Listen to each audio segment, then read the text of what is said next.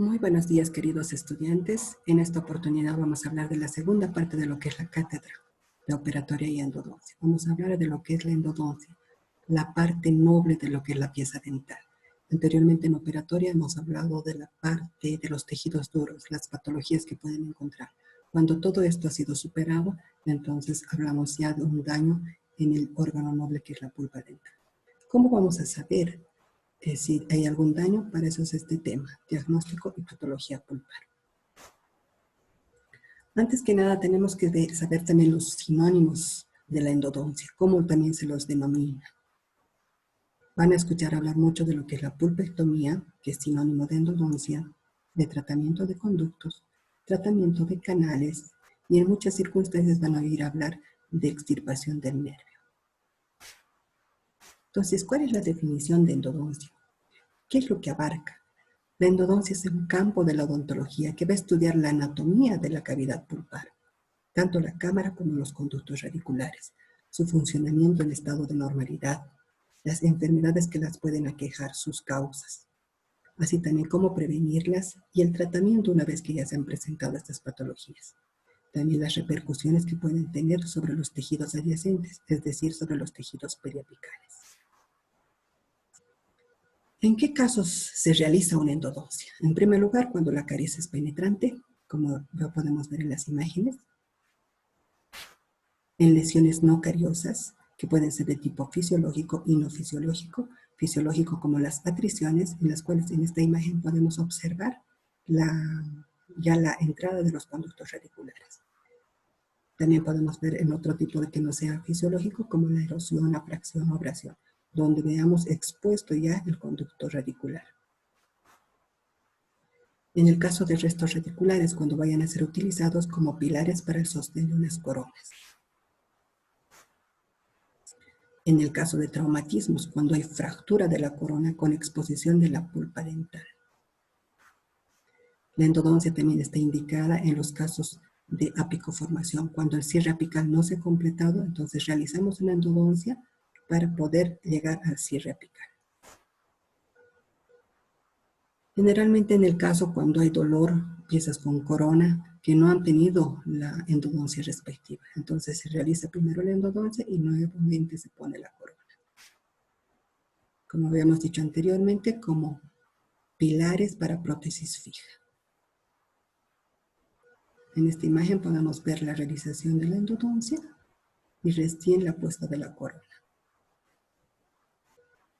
En el caso de lesiones de tejidos blandos, así como la celulitis, en el cual la pieza dentaria ya está en un estadio de dolor exacerbado, en el cual tenemos que realizar en primer lugar el drenaje, la antibiótico terapia, para poder realizar en última instancia el tratamiento de conductos. En lesiones periapicales crónicas, donde vemos tejido periapical, en la zona periapical, una zona radiolúcida, podemos solucionar esta pérdida de tejido mediante la endodoncia. En el caso de que queramos realizar estética dental, ya sea con carillas o sea con el reemplazo de una prótesis fija como puentes o coronas. ¿Por qué es tan importante la endodoncia? Porque nos ayuda a conservar nuestros dientes naturales durante más tiempo en la cavidad bucal. Porque va a mantener o restablecer la salud de los tejidos adyacentes, en este caso los tejidos perirradiculares.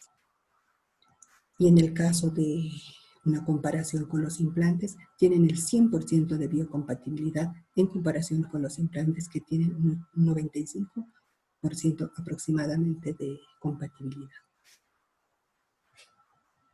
Para realizar un diagnóstico de la patología pulpar, primero tenemos que saber cuáles son los medios de diagnóstico. En este caso, primero utilizamos lo que tenemos, la vista.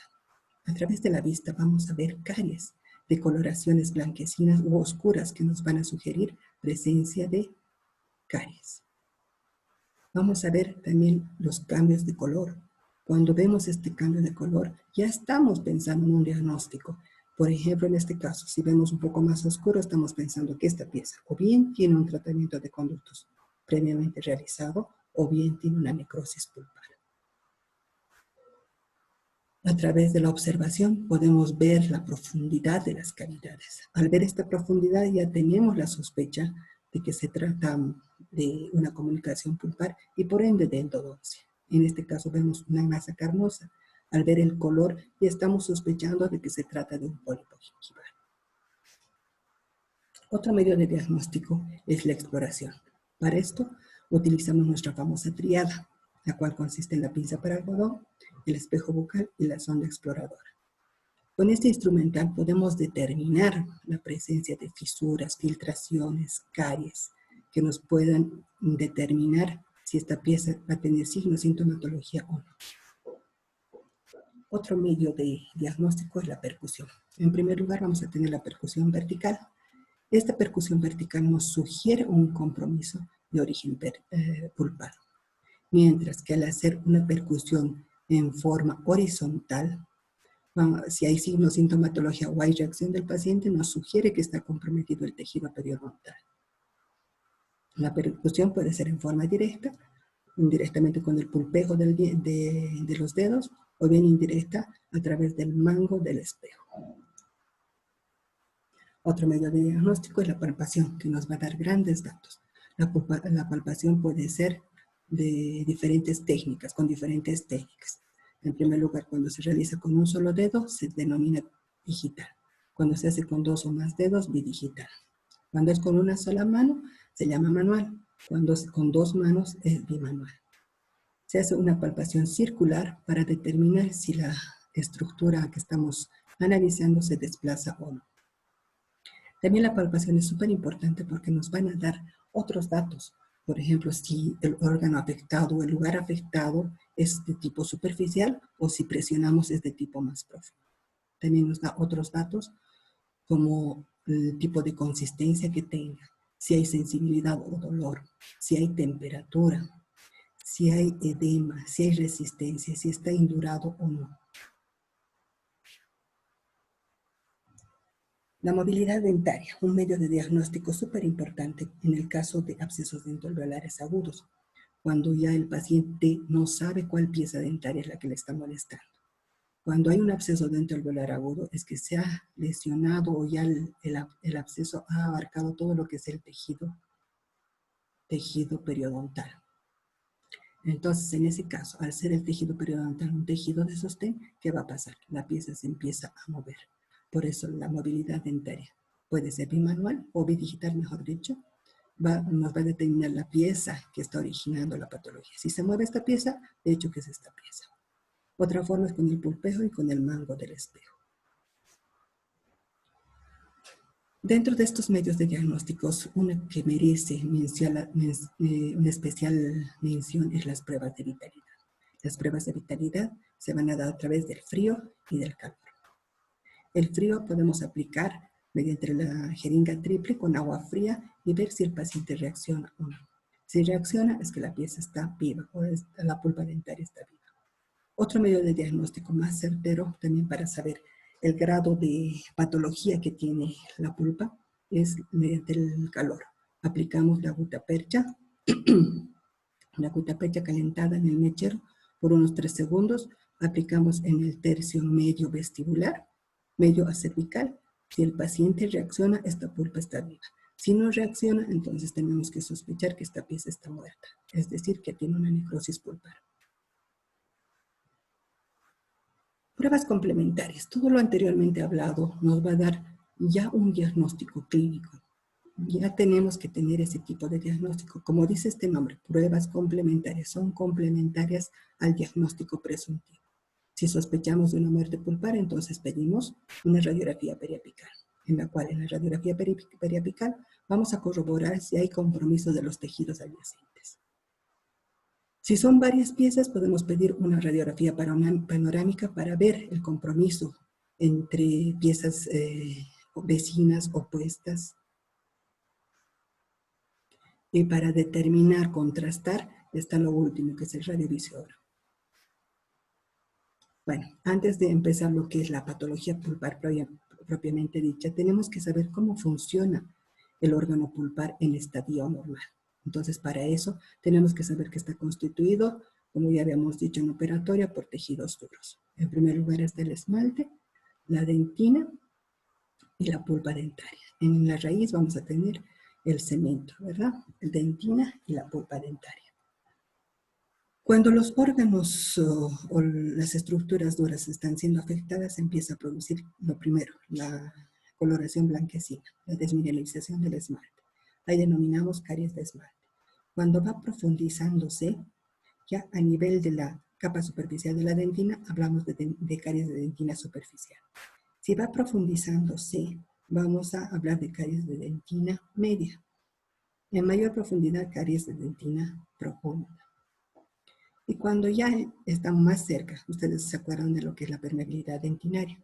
La permeabilidad dentinaria, mientras más lejos esté de la pulpa dentaria, el número de túbulos es menor y su diámetro es menor. Pero mientras más cerca esté de la pulpa dentaria, el diámetro de los túbulos dentinarios es mayor. Y son en mayor número. Por eso la sensibilidad es mucho mayor cuando estamos cerca de la pulpa dentaria. Una vez entendida esta parte de los tejidos duros y del órgano noble que es la pulpa dental, también tenemos que conocer lo que es el periápice.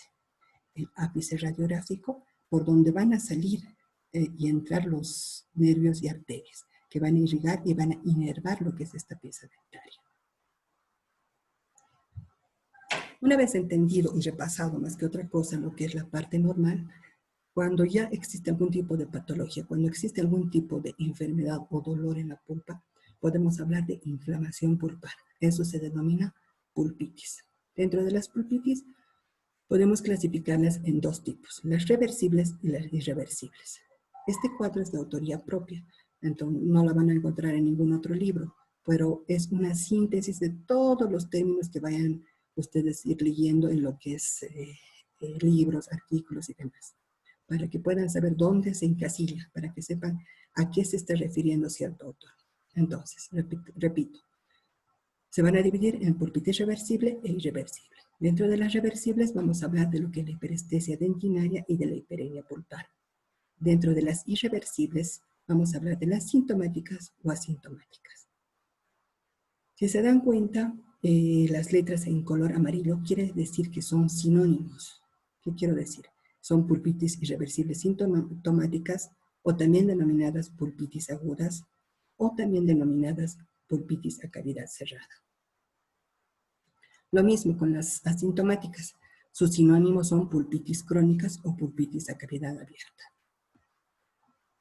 Dentro de la clasificación histopatológica, las sintomáticas se dividen en dos subtipos, la infiltrativa y la abscedosa.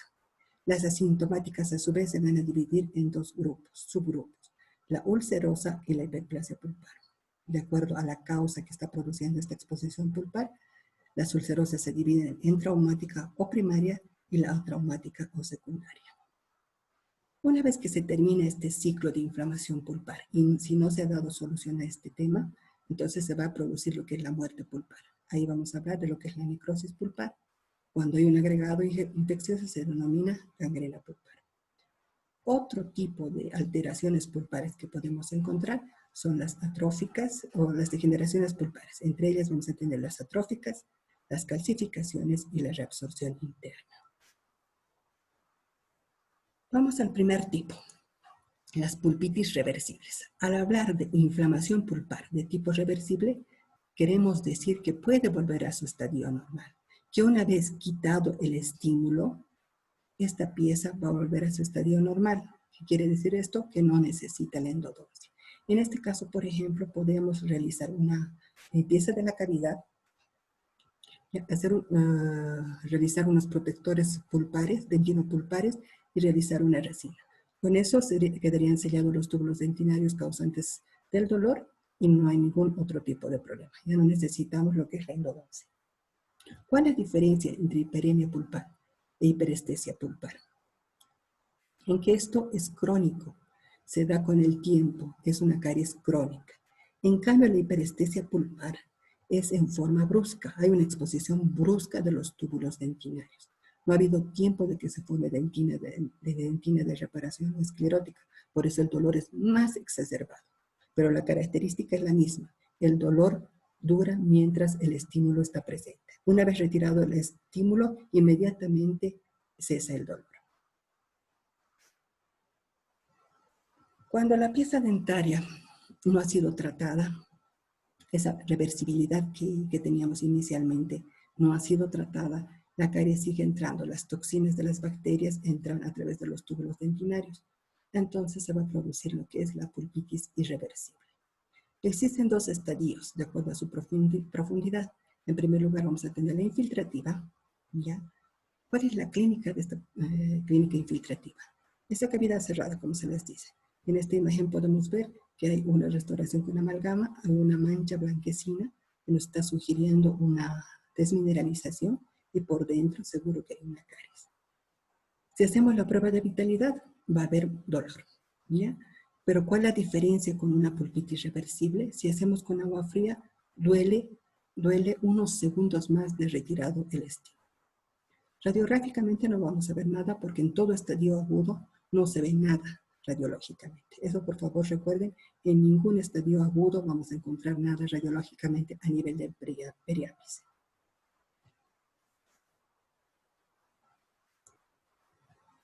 Cuando esta pieza dentaria no ha sido tratada, continúa el proceso patológico, sigue avanzando, entonces va a seguir penetrando en mayor cantidad, o sea, tanto en la estructura de la dentina como en la producción de toxinas y más cercano a lo que es la pulpa dentaria.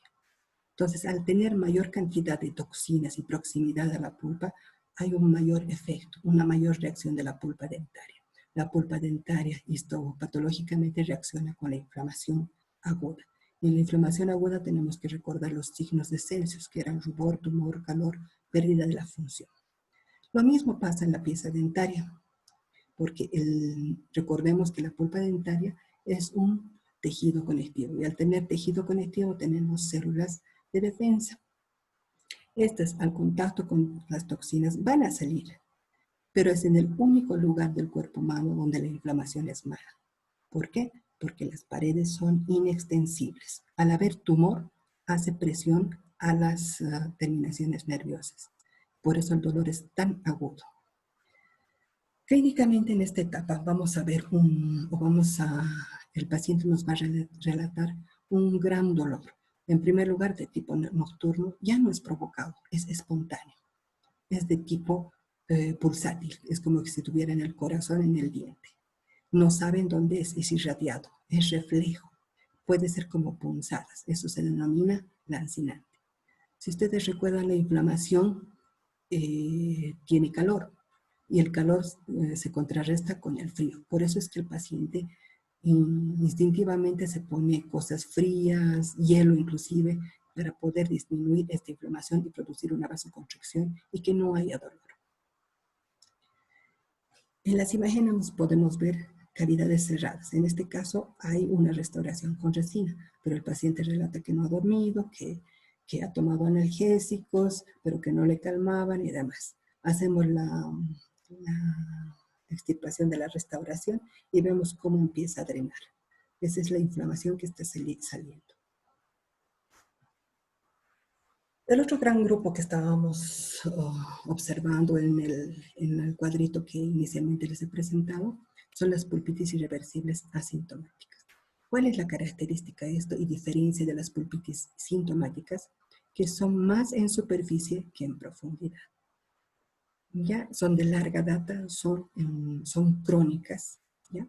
Ustedes van a ver grandes cavidades cariosas, como en este caso, grandes cavidades cariosas. El paciente relata que cuando ingiere alimentos, el empaquete de comida, empieza el dolor. Si ustedes hacen la exploración con sondita, seguro que va a sentir dolor. Y muchas veces se ve la presencia de un punto sangrante, lo que nos va a sugerir esto, la comunicación pulpar. Aquí les he puesto dos imágenes para poder diferenciar lo que es una pulpitis ulcerosa de tipo primario o traumática también denominada, y la pulpitis ulcerosa secundaria o atraumática. La primaria o traumática es consecuencia de una fractura radicular con exposición de la pulpa, del cuerno pulpar. Mientras que la ulcerosa secundaria o atraumática es consecuencia de la profundización de la caries, lo cual va a ser una comunicación con la pulpa dental. Hiperplasia pulpar era otro subtipo dentro de las asintomáticas. En esto podemos observar que hay un gran crecimiento de la pulpa dentaria. ¿Cuál es la gran característica? Que se los puede observar en pacientes jóvenes. Es indolora, es muy sangrante. Cuando ustedes hacen la exploración empieza a sangrar, pero no hay dolor. Si ustedes toman la sonda, ven dónde está insertado el pedículo, seguro que va a salir de lo que es la cámara pulpar. Radiográficamente va a haber una gran comunicación pulpar, pero como les digo, en todos estos estadios no se observa ningún tipo de compromiso periapical. Tenemos que hacer diagnósticos diferenciales porque existen 3 tipos de pólipos. El que estábamos hablando, y para recordar, es el pólipo pulpar. Se presenta en pacientes jóvenes, es de tipo central, es rojizo, súper sangrante, indoloro. Como les había mencionado anteriormente, si ustedes lo intentan levantar con una sonda, vamos a ver que tiene inserción en lo que es la cámara pulpar. ¿Por qué hay que hacer diagnóstico diferencial? Porque nos puede venir esto, que es casi lo mismo. Si ven, es rojizo, es muy sangrante, es de tipo central. Pero ¿cuál es la gran diferencia? En que este es un paciente joven. Es un adolescente, hasta los 18 años se puede observar esto. Pero si este paciente, en este caso era un paciente de 37 años, imposible que pueda ser un pólipo pulpar. ¿Por qué? Por la edad. Primero que nada hay que saber diferenciar a través de la edad. Y el otro, el pólipo gingival. Es igual a una excrescencia, una masa carnosa, igual que los otros 2. Pero, ¿cuál es la gran diferencia? Ustedes solamente al ver pueden determinar que es un pólipo gingival. ¿Por qué? Porque tiene una coloración rojiza, una coloración rosada, igual que la gingiva adyacente. Es indoloro, es poco sangrante. Si ustedes levantan con una sonda, con seguridad que vamos a poder ver que la inserción está en la gingiva adyacente. Entonces, es súper importante, queridos estudiantes, que ustedes puedan hacer estos diagnósticos diferenciales, tener muy en cuenta todo lo que hemos hablado sobre las patologías pulpares, hacer un cuadro de todo lo que es los signos patognomónicos de cada patología para tener un claro criterio en lo que es el diagnóstico. Hasta aquí hemos concluido la primera parte. La siguiente vamos a continuar con lo que es patología pulpar, patología periapical, pero antes vamos a hablar de lo que son las necrosis pulpares, vamos a hablar de lo que es las gangrenas pulpares, vamos a hablar de los otros diagnósticos que COE nos ha dado, que es el tratamiento previamente iniciado o pieza previamente tratada, y al mismo tiempo, como les decía, de las degeneraciones pulpares. Y recién vamos a empezar con lo que son patologías periapicales. Los espero en el foro de opinión para ver si tienen algún tipo de duda que mañana vamos a aclarar. Gracias.